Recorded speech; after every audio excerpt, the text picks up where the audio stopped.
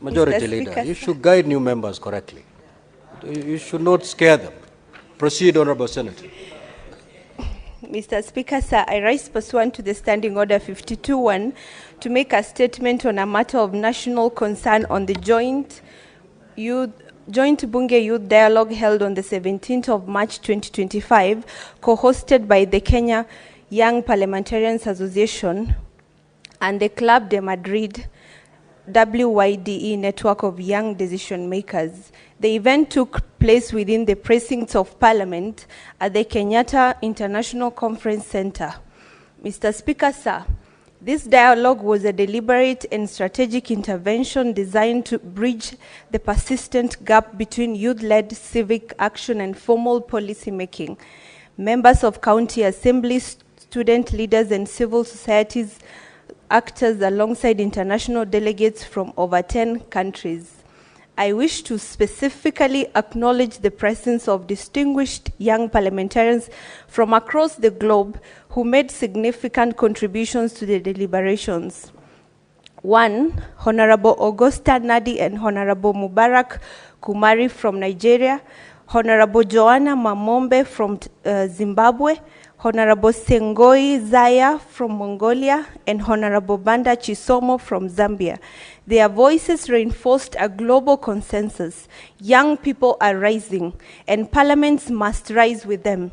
Mr. Speaker, sir, a central feature of the dialogue was a vibrant mock parliamentary session during which 2 landmark motions were debated and unanimously adopted. 1, motion on youth and democracy in Kenya, which called for dismantling of systemic and structural barriers to youth inclusion in governance. It emphasized the need for civic education, political reform, and institutional recognition of youth voices. 2, motion on youth and democracy, a global commitment which positioned Kenya as a champion of youth participation on the international stage, advocating for youth quotas, political finance reform, and representation in global decision-making platforms. These motions were not abstract. They were rooted in lived experiences. The discussions captured the frustration of young people facing exclusion from political party structures, economic disempowerment, lack of civic awareness, and tokenistic representation. Mr. Speaker, sir, the dialogue did not merely diagnose the problem, it charted a course for action.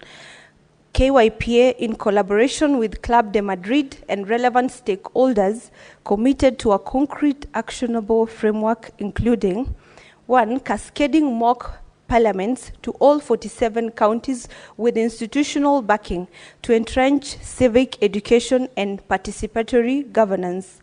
2, establishing a youth policy consolidation framework to link grassroots concern to national legislation and policy making.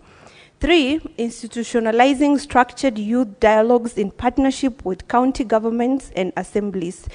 4, creating safe civics platforms for marginalized and rural youth, particularly in arid, informal, and underserved regions. 5th, developing a digital engagement portal to enable real-time issue tracking and feedback between youth and parliament. Last but not least, tabling youth-led proposals in both houses of parliament with a commitment to follow through to implementation. Mr. Speaker, sir, with over 75% of Kenya's population under 35, Kenya's democracy cannot afford to sideline its youth. This dialogue affirmed that young people in Kenya are not asking for charity, they are demanding equity, representation, and access. They seek to move from protest to policy, from street mobilization to structured leadership. For this to happen, Parliament must act. Mr. Speaker, sir, I wish to acknowledge and thank the speakers and clerks of both houses of Parliament for continued support to the Kenya Young Parliamentarians Association and for facilitating the hosting of the dialogue at the KICC. This gesture affirms the critical role of Parliament in fostering youth leadership and democratic inclusion. Let me also emphasize, Mr. Speaker, that the partnerships between KYPA and Club de Madrid is not cosmetic, it is deliberate, reform-focused, and long-term. This is not a one-off event. We are committed to implementing the resolutions of this dialogue and cascading them to all counties, not through talk shops, but through legislative mentorship, civic dialogues, and grassroots policy action.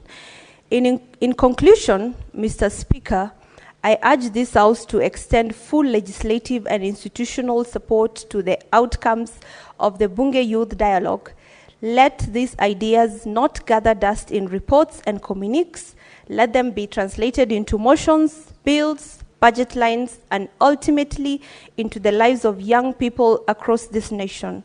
Let history remember that this parliament stood with its youth and that it acted when it mattered the most. Thank you, Mr. Speaker. Honorable Senators, we will we'll have comments for half an hour, and therefore, if you get an opportunity to speak, kindly keep it under 3 minutes. The Honorable Senator Moses Otieno Kajwang.